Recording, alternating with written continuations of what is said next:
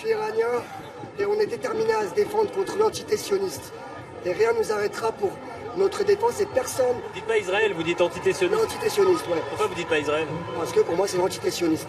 Israël est une entité terroriste qui déstabilise la région. L'Iran n'est jamais terroriste?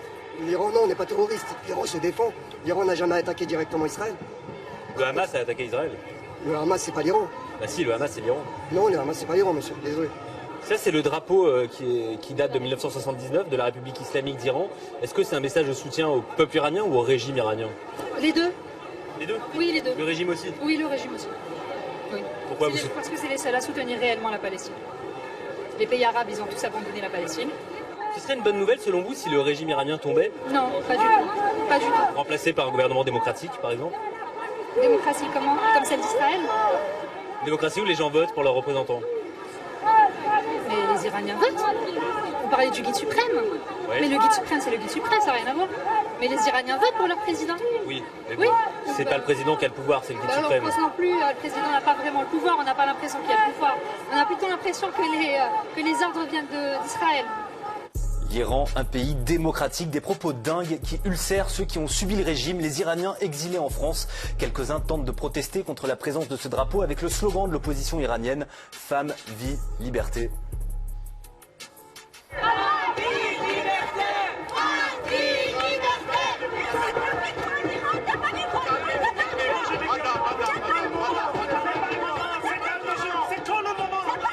Même pas l'Iran. Ils ne sont pas agressés là. L'Iran n'est pas agressé. Tout dans L'Iran n'est pas agressé. agressé, oui. C'est pas... Le seul pays qui a des Palestiniens. Vous êtes iranien? Oui, Qu'est-ce que d'origine. D'origine iranienne. Qu'est-ce que ça vous fait de voir des drapeaux de la République islamique d'Iran? Ça me gêne. C'est comme un Français voit le drapeau des nazis. C'est pareil. Et tout le monde s'en fout ici, on a vu plein de gens avec des drapeaux iraniens.